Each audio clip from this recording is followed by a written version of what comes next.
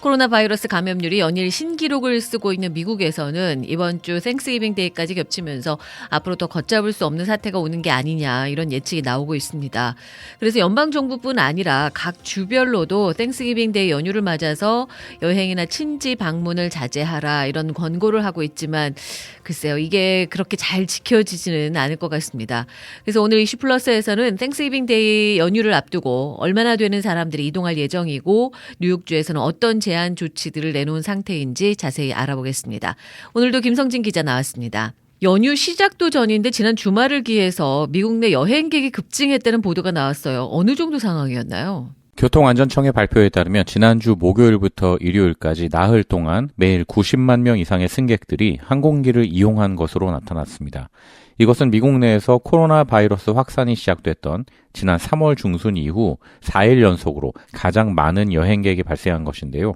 지난 일요일 하루에만 104만 8천여 명의 여행객이 발생했는데 이것은 지난 3월 16일 이후 단일 여행객 수로는 가장 많은 것이었다고 합니다. 연휴 시작도 전에 이렇게 이동하는 사람들이 늘었는데 이번 주에는 더 많아지겠죠? 네, 그래서 항공사들은 땡스기빙 데이가 있는 이번 주 항공편을 15%가량 더 늘릴 계획이라고 밝혔는데요. 평소 하루 평균 3,500편의 항공편이 운항했는데 이번 주에는 약 4천여 편이 뜰 예정이라고 합니다. 또 미시간 의학대학원이 12살 이하 어린이 자녀를 둔 전역의 부모 약 1,500명을 상대로 설문조사를 했는데요. 이들 중 3분의 1은 땡스기빙 데이 모임이 코로나19 감염을 무릅쓸 만한 가치가 있다라고 생각한다고 답했습니다. 그런데 이들 중 약 90%는 할아버지 할머니가 보통 땡스기빙 데이 모임에 참석한다고 답했습니다. 그러면서도 땡스기빙 데이 모임을 하겠다는 건데요. 또 응답자의 절반 이상은 아이들이 가족 명절 전통에 따라 친척들을 만나는 게 매우 중요하다라고 느낀다고 답했습니다. 다만 응답자의 76%는 고령의 조부모나 기저질환이 있는 사람 등 고위험군 손님과 아이들의 접촉을 제한하겠다라고 했고요. 68%는 손님에게 사회적 거리두기를 해달라고 요청하겠다고 밝혔습니다. 사람들도 코로나 바이러스 감염이 두렵긴 하지만 전통적으로 해왔던 땡스기빙 데이 모임을 포기하기란 쉽지 않은 거겠죠. 특히 한 해 동안 힘든 시간을 보낸 만큼 이번 연휴에 모여서 서로를 위로하고 또 위로받고 싶은 마음이 크지 않을까 싶습니다. 그래도 지금도 이 확산 추세가 심상치가 않아서 아마 땡스기빙 연휴가 끝나면 더 심각할 것 같거든요. 정말 자제를 해야 할 것 같은데요. 네, 그래서 질병통제예방센터 CDC나 보건 전문가들은 코로나19의 추가적 확산을 막기 위해서 여행이나 친지 방문을 삼가하고 같이 사는 가족들과만 명절을 기념하라고 권고했습니다. 미국 의사협회에서도 이례적으로 이번 땡스기빙 데이 연휴를 앞두고 지난 19일 자체 홈페이지에 코로나19와 휴일 모임에 관해 미국 대중에게 보내는 공개 서한이라는 제목의 대국민 호소문을 발표했습니다.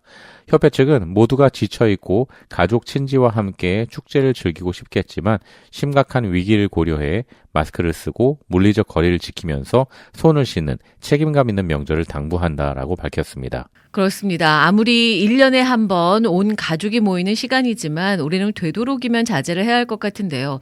그래도 이번 땡스기빙 데이 연휴 동안 뉴욕을 찾는 사람들은 줄지 않을 것 같습니다. 그래서 이번에 뉴욕주에서는 이런 이동을 최대한으로 줄여보기 위해서 꽤 강력한 제재안을 내놓은 걸로 알고 있는데 어떤 건지 소개해 주시죠. 네, 뉴욕주에서는 이번 연휴 동안 되도록이면 집에 머물 것을 계속해서 경고하고 있는데요. 하지만 현재 수백만 명의 사람들이 이동할 것으로 예상되고 있습니다. 따라서 뉴욕 주정부는 뉴욕주에 들어오는 모든 여행객들을 대상으로 강력한 제재를 가할 예정입니다. 우선 뉴욕주로 들어오는 모든 사람들은 코로나 바이러스 검사 결과가 음성이라는 것을 증명할 수 있는 서류를 지참해야 합니다. 그리고 도착한 후 4일 후에 다시 한번 코로나 바이러스 검사를 실시해서 음성 판정이 나와야 하고 그렇지 않고 양성 판정이 나온 경우는 14일간 격리해야 합니다. 14일간 격리라는 거는 뭐 아예 연휴 기간 동안은 뉴욕주에는 오지도 말라는 건데 물론 검사 결과 음성이라면 그럴 필요는 없겠지만 그럼 자신이 살고 있는 주에서 검사를 받고 음성이라는 결과를 들고 뉴욕주에 들어올 수 있다는 거네요. 네, 그렇습니다. 단 뉴욕주에 거주하는 사람 중에서 이번 연휴 동안 타주로 이동을 하는 분들이 있을 텐데요. 그런 분들의 경우엔 연휴가 끝나고 다시 뉴욕주로 들어올 때에는 타주에서 받은 코로나 바이러스 검사 결과를 제출할 필요는 없습니다. 하지만 뉴욕주에 들어와서는 역시 마찬가지로 4일 후에 검사를 받아야 하고 양성일 경우엔 역시 2주간 자가격리를 해야 합니다. 그렇군요. 뉴욕 주민들은 연휴 동안 타주에 방문하고 다시 돌아올 때 뭐 미리 검사를 받을 필요는 없지만 돌아와서는 받아야 한다는 거군요. 그럼 뉴저지 주민들은 어떻습니까? 뭐 뉴욕, 뉴저지는 서로 이동하는 숫자가 많은 편인데요. 뉴욕주에 들어오기 전 의무적으로 검사 결과를 갖고 있어야 한다는 규정에서 뉴저지, 커네티컷, 펜실베니아, 버몬트, 그리고 매사추세츠 이렇게 5개 주는 빠졌습니다.